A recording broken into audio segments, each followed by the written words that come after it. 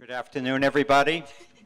On behalf of Longines, Golden Ocala, and Live Oak International, it is a thrill to have everyone here as we honor the top finishers in today's $100,000 Longines FEI World Cup qualifier presented by Golden Ocala. We obviously have a full head table and people we are thrilled to have with us.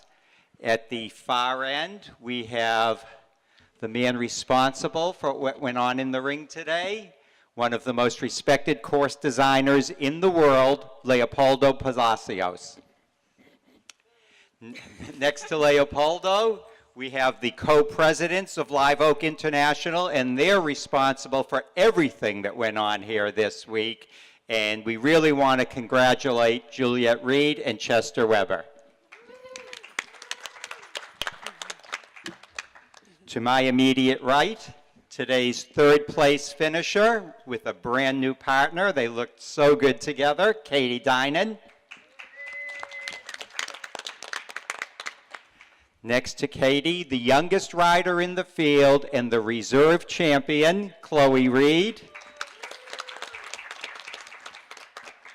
And next to Chloe, as everybody obviously already knows, the champion of this year's $100,000 Longines FEI World Cup qualifier at the Live Oak International, double gold medalist at the Pan Am Games last summer in eventing, Marilyn Little. So in just a moment, we'll take questions. As always, we ask that you please raise your hand, and Cody will bring you the microphone. But Marilyn, first off, I spoke with you early this morning, and I asked you if you were still basking in the glory of yesterday's win, and your answer was, that was yesterday. Like any great athlete, you obviously had your mind focused on today's mission, and it turned out even better than yesterday, I would say. What did you think of the course as you walked it, and did you ride it exactly the way you thought you would? Well, there's no more challenging courses to jump than Leopoldo's courses. There's always a number of tricks hiding in there. This was no different, brilliantly designed. He had a beautiful, incredible field to work with, and obviously this is a very electric atmosphere. And each course this weekend has been very different, it had its own flavor. This was a progressive course. Started out softly enough, but a few careful jumps in there until the end when it was big and scopy and challenging, and it really asked the horses to keep going. It was quite lengthy, so we tested the hard, and but very fair. So it was a real pleasure to jump and a pleasure to be out there. And Leopoldo, I often feel that with all the pressure there is on the riders, in a certain sense, there's the most pressure on the course designer to have it produce the result where you have worthy champions. Obviously, you succeeded in that today. Did it play out just the way you expected it would? Yes, I try to do the best I have a good field of riders, and the conditions was very, very good. I need to build in strong, but for the conditions. But always, when you have a ring with such a good footing that we have here, the horses jumping more, and after we have a very good set of fences, and how is the ring now is way better. All the improvement that Live Oaks did it is fantastic, but enclose the ring. And when you enclose the ring, the horses jumping better. And I had a lot of pressure during the walking the course. The riders, some complaints say was too hard, but I believe they don't evaluate the good of the footing, and they don't evaluate the conditions that was super good, and they can jump in harder courses. Questions? Come on, Nancy, I know you're ready. Hold on, Cody. Marilyn, has what happened this weekend changed your mind or your thoughts about what you want to do? I know you talk about sticking to the plan, but this was a pretty special weekend. This is a special weekend, but with horses you have to make a plan, and And I believe you have to stick with it, and that's when you have the most success. I have a very special group of horses that are in the jumping stable, but also a very special group of eventers that are also on their course as well. And I do believe that one sport actually benefits the other. I think that eventing makes me sharper here. There's things that I feel that I do better than I did before I evented, and I wouldn't trade those things for anything. And I think that being here in the show jumping ring will also allow me to stay sharp for what I hope is coming in the eventing arena. Actually, I wanted to ask you also, okay, if you had any thoughts at all about the World Cup, since this is part of the World Cup qualifying series. Unfortunately, I did start a little late. I started last month back into show jumping, so I don't believe that I have enough points, but there's plenty of other great things that are coming. I wish I could be a part of it this year, but I'm just not sure that that opportunity is there. Would you think about it for next year? Absolutely. Louisa, we have, oh wait, go ahead, I'm sorry, Carly. That's okay. I had a question for Katie. You are in your final semester at Harvard, correct? What's your plan for next year? So I'm set to graduate in May, which is exciting, and I'm going to be riding full-time post-graduation, so I'm really looking forward to that and to, try to take my riding further and focus on that full-time. Sorry. It's really exciting. And will you be riding in Europe or you'll be riding here? I'm in the process of making more definite plans, but in the last few years, I've been competing in Europe over the summer when I'm on a holiday from school, and then obviously during the school year, I'm in America. So when I graduate, I'll have a little bit more flexibility. I'll be able to choose my competitions around my horses rather than my competitions around school, and I'll see what happens with that. Thank you. And Chloe, I wanted to ask, we were talking a little bit earlier about pressure, and at 19, riding with the field of riders that we have, international stars from several countries, do you feel added pressure, or are you able to just focus on your ride alone? I was actually talking to my dad before we started the class today, and I was like, I hope the course is challenging enough this morning, because that's, if the first go around and it shows to be challenging, that just makes me ride even better, I think. So I was looking for the additional pressure today, but anytime you enter a class with the amazing riders that were in the class today, it's always such an honor, and today was definitely proved to be. Well, I was in Wellington a few weeks ago, of course, when you had that amazing performance in that Grand Prix. And when you came in and they said 19, and I looked at the field of riders there, and you finished third and then second here today, I can tell you a lot of us are very proud of what you've been doing. Thank you very much. Next, I know Louisa had her hand. Go ahead, Emily. Just for Chloe, while we're talking to you, talk a little bit about how it feels and what it means to win here at home, kind of, at your family event.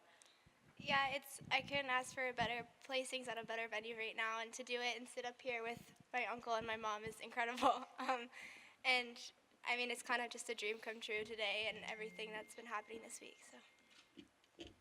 And Juliet, can you talk at all about what's going through your head right now? You've just obviously worked hard organizing this event, but to see, if you'll permit me to say, your little girl go in there and turn in a performance like that. My little girl went in today and put in a beautiful performance. My little boy went in and put in a beautiful performance.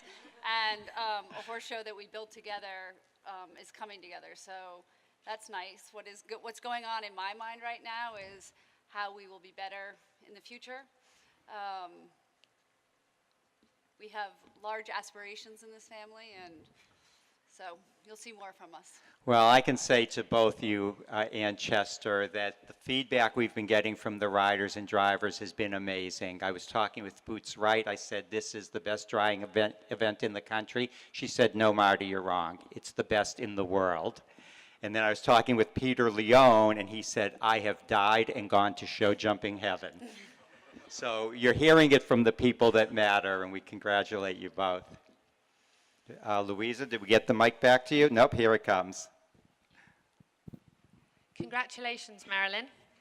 I wanted to ask you, you scaled down your show jumping for quite a long time and concentrated on eventing. What sort of brought you back to more concentrating on the show jumping?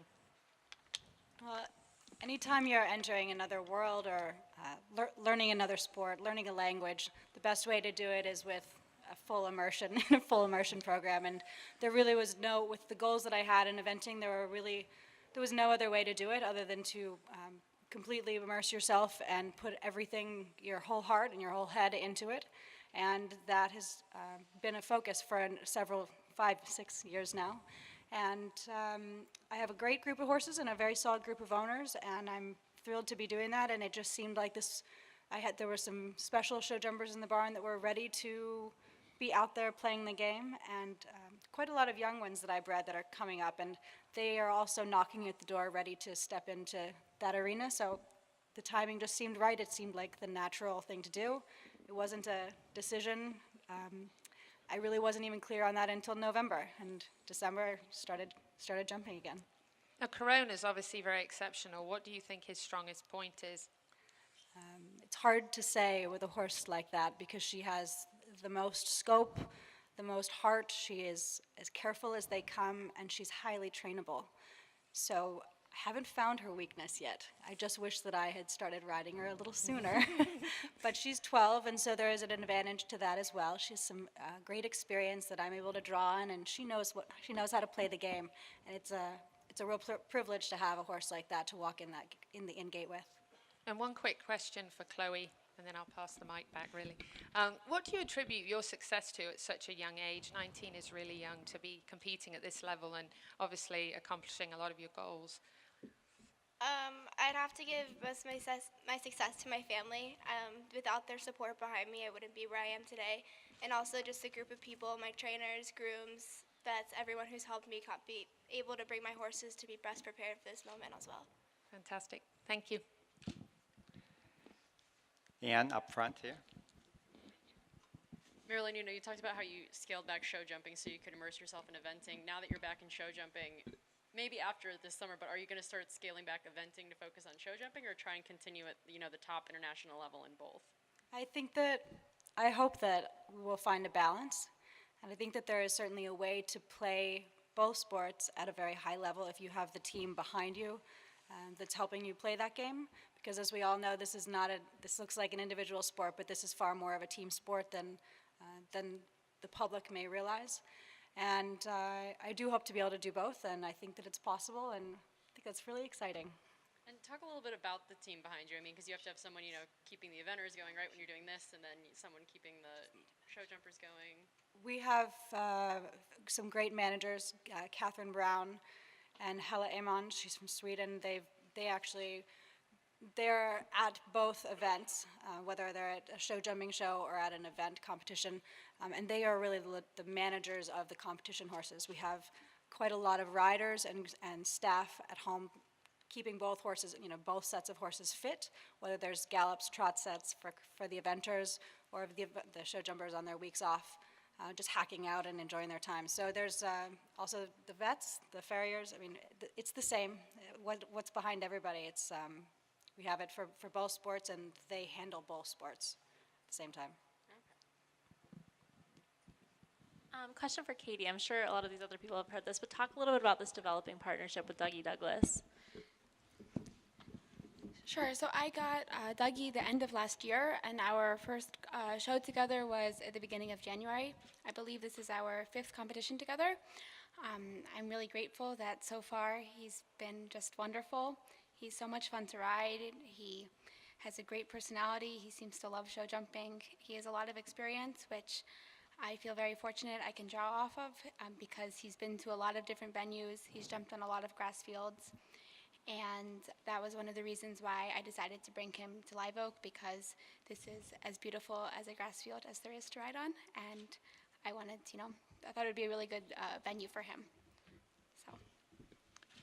Chester, with all the positive feedback that we've been hearing from drivers, riders, everybody else really throughout the week, I'm sure it's gratifying, but at the same time, we know that things like this don't just happen. And I know that you've had a vision for this event. I wonder if you would touch upon if we have reached the fulfillment of your vision, or if you have a further vision that we'll be moving toward. I have to be careful because some of that's private from my sister. I think that Juliet and I often talk about the CHIO in Aachen as a model for the best annual horse competition in the world, and that's something that we look to. When we started the show jumping, we did that together with the team from Spruce Meadows because we felt like they could help bring us some knowledge. We've learned a lot from them. We still call them if we have questions, and they're great at answering those kinds of things. I feel like we have a great team in place. We are talking back and forth about perhaps adding eventing. There's about 2,000 eventing horses in Ocala, Florida, in the winter. So this is kind of mecca for eventers in the winter. And this is a surprise to my sister, hence the red face. Is she kicking you? But I'm hoping Urs from Longines will step forward and say, we would love to be your partner in eventing here. Anyway, with that said, we have some date challenges and things like that to work through, and whether 2017 is the right time or if the right time will come. But I think that not unlike Aachen, you'll see some other sports happen here, but they have to come at their own logical time. And but we've had a number of the jumper riders seemed very happy here this weekend. The drivers were super thrilled. The crowd yesterday was maybe even a record for the whole sport of combined driving in the United States. So there's always more to do, and I think that our family lives sort of by this motto of constructive feedback makes you better, and praise is really great, but we don't get much of that. Nancy, Cody up here. Chester, do you ever think about bringing over drivers from Europe for the competition here? As a four-in-hand driver, that would be a fantastic thing, and if it's feasible, that would be great.